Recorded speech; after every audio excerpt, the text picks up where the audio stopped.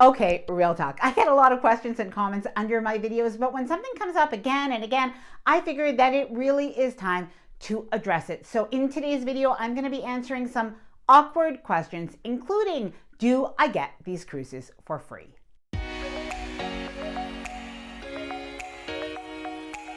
Hi there, I'm Ilana from the website lifewellcruise.com. Welcome back to my channel. Now, if you are new to my channel, something that you should know is once in a while I do these cruise Q&A videos. They combine a mixture of cruise questions as well as I also answer some sort of personal questions a little bit. I try to be as transparent as possible. So yes, in today's video, I'm going to be answering some of the questions that maybe you have been wondering about. Now, this is a very informal video and it is going to be a little bit chit-chatty, but these are some of the topics we're going to be talking about. Tipping, we're going to be talking about dress codes. I had a couple of questions about that. I need your help with one of these questions. We're also going to be talking about insurance.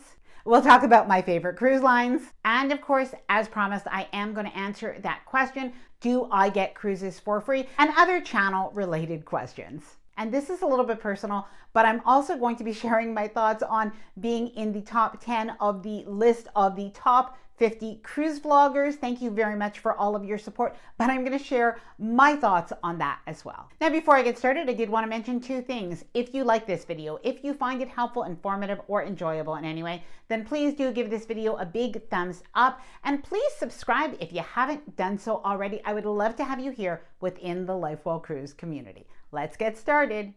Number one, let's get straight into it. Do I get the cruises that I've been going on? Am I getting them for free from the cruise lines? Or is the cruise line paying me to go on cruises and to make videos about them? Now, I get this question in comments. I also get these sometimes in real life as well, even with acquaintances. So I don't think people mean any harm by it, but I am going to answer truthfully. So firstly, almost all the cruises that we have gone on, we are choosing ourselves, we are paying for them ourselves. Now, if there are any cruises that we personally are not paying for, basically if these are media events or hosted cruises or press trips, this is something that I would disclose, and I have disclosed on past videos where this has been the case. Now, I really think it's important to be transparent, but there is something else that you should know. While I think it's a nice opportunity to be able to go on press trips and hosted cruises, after all, it is a chance to be able to share different cruise lines and experiences with my community. And let's face it, I'm not made of money.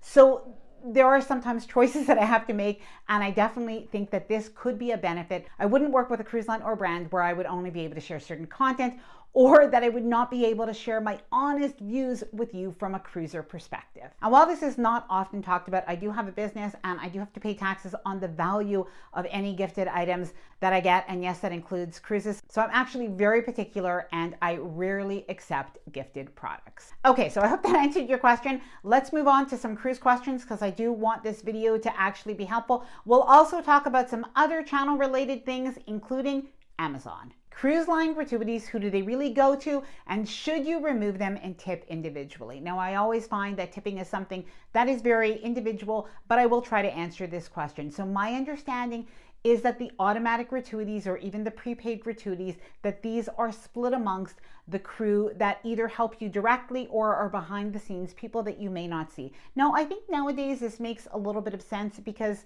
let's face it, oftentimes we're served by different people in the dining room. We may not have the same waiter and assistant waiter every night. The only person that I think is pretty constant is usually the cabin attendant. So do the crew really get the gratuities? My understanding is yes, that they do. However, I don't know how they are pooled and how they are divided.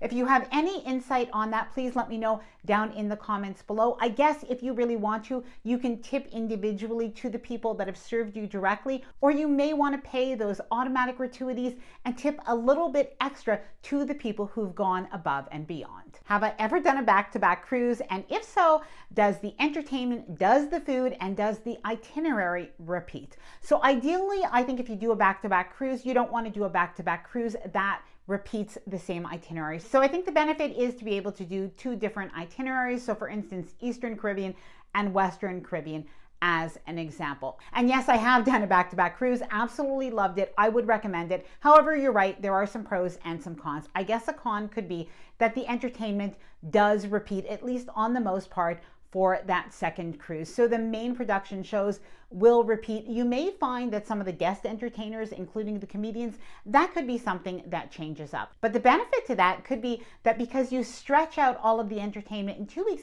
you don't have to feel like you have to do all of the shows that first week. You could really divide it up and move a little bit slower. Now, in terms of the food, we did find that the food pretty much repeated. But this could also be a positive. Now you know what to expect. You know which nights you should maybe skip the main dining room, head to the specialty restaurants, and if there's something you absolutely loved, get it again. If there's something you didn't like, it's a chance to try something new.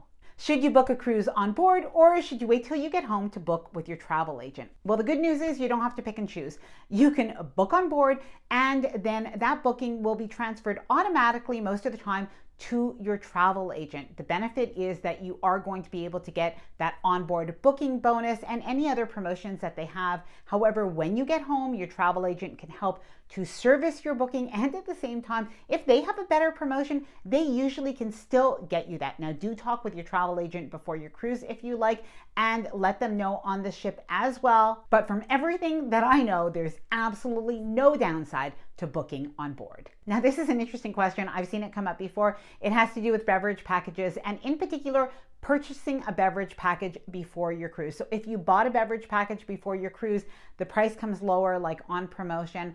What happens? Can you get the lower price? So yes, you can get the lower price. But the second part of the question is, do I have to pay for that beverage package and then wait for a refund for the original package?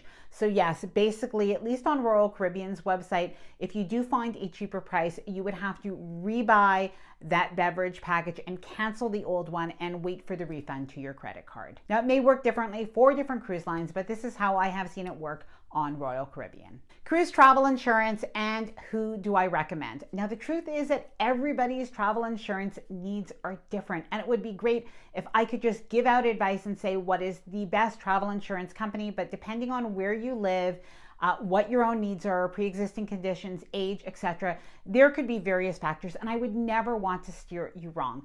Now, the only thing that I can say, and obviously this is not professional advice, this is only my personal opinion, is that travel insurance is something important. Now, there was a member of the Lifewell Cruise Facebook community, and he shared his personal story. I'll share a little bit with you because he did share it on Facebook, and he wanted to be able to help other people. But basically what happened is he was having some pain on the cruise ship. It turned out that it was his gallbladder. He needed to be removed from the cruise ship. He did get assistance with that. He was brought to a local hospital in the Caribbean. However, given his condition, it looked like he would need surgery. He didn't want to have that surgery at that specific hospital. And thankfully, because he had his travel insurance that included air ambulance, he was able to be flown back home to the hospital of his choice to have that surgery. Now, not only did he save himself potentially thousands and thousands of dollars, but thankfully his story had a positive outcome in terms of his health. And I think that that really is the most important. We never know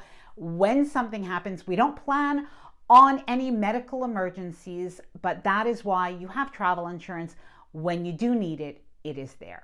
Okay, off my soapbox, moving on. Okay, this next question has to do with cruise line dress codes, and it is a little bit specific, so bear with me. I think that we need your help. I need to know what you think. Please let me know down in the comments. So the question is, on a casual night on a cruise, and the cruise line in particular is celebrity, can I wear capri pants? So the person is aware that there are no shorts in the main dining room. That's according to the cruise line dress code. However, they do not speak specifically about capri pants.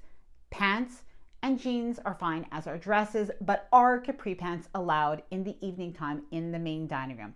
Now, in my opinion, yes, they are, because I think that capri pants are short pants and they are not long shorts. Now, she said she called customer service and they told her absolutely no capri pants, even if they go below your knee towards your ankle. But I just don't think that that is the right information. Now, of course, I am not the cruise fashion police. I am not the dress code police.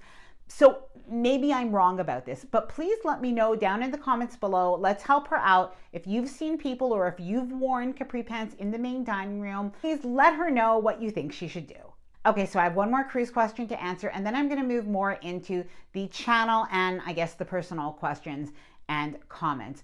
What is the best Alaska itinerary and which one should you do? Now, we are taking our first Alaska cruise this summer, so being honest, there are probably other people that are better suited to answer your question, but I can share with you a little bit of my research and kind of what we have decided to do. But in terms of cruises, you may want to do a round trip cruise that's leaving either from Seattle or from Vancouver, maybe whichever one is easier for you. However, what we've heard is the inside passage leaving from Vancouver is smoother seas and has a particularly beautiful landscape. So that is something that we've decided to do. Now, if we wanted to go further north into Alaska, see even more of Alaska, then something that we would do is we would take a cruise that would begin in Vancouver and that would end in Alaska, or vice versa. I think that that is a really nice opportunity to see more of the land portion of Alaska, but that does mean a flight going back, which can add a little extra step to your trip, but it really does depend on you.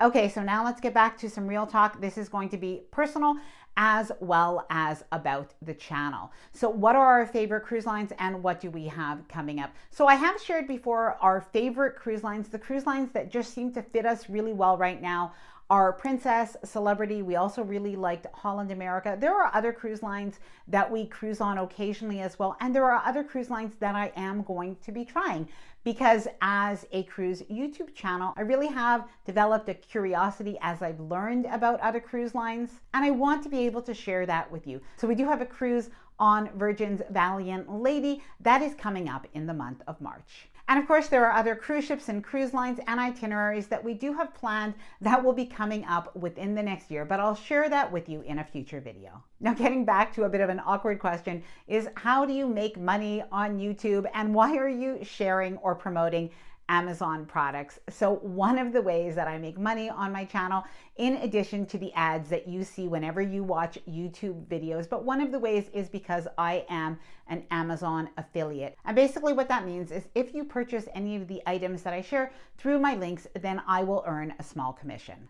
Now, of course, that adds up, and if you choose to use my links, I appreciate it. However, even if you don't use my links, even if you buy elsewhere, that is absolutely fine. I share the information and the products that I think can be helpful for when you go on a cruise, and no matter where you purchase, so maybe you have a local store that you can buy from at home, maybe you could borrow something from a friend, that is absolutely fine. So I really share this because I like it and I think it's helpful. And I know there are a lot of people who love to buy products from Amazon. Personally, I am one of those people. You know that oftentimes I do wear dresses that I purchase from Amazon because I just find it so convenient. And yes, I am wearing the one that is asked about a lot lately, and I will have it linked down below in the description of this video. I also have a blog post where I put about 15 of my most popular cruise dresses. I have them all within one post. It's Amazon cruise dresses, and I'll leave that down below in the description of this video. And by the way, there is always a disclosure statement that you can read that is below in my description box as well. And finally, I wanted to share a fun update for the channel. So some of you have reached out and offered your congratulations because you have seen this, but Life Well Cruised is now in the top 10 of the top cruise YouTube channels. There are, I think it's about 175 cruise YouTube channels.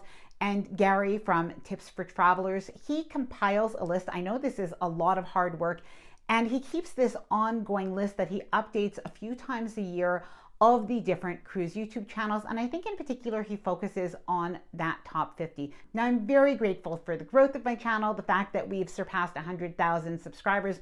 We now have about 138,000 subscribers. But something that I did want to say is that I don't see this as a competition, and I don't think that anybody should. There are so many amazing cruise YouTube channels of different sizes, and everybody does have something of value that they are bringing to the table. And I think in particular, when there are some channels that really have unique voices, this is something amazing. And when people say that you're only in competition with yourself, that is something that I truly believe. First of all, there are some statistics that people are not able to see, but that you can personally see on your own channel, things like retention and a few other things, but you can always improve your own quality. That is something that I strive to do.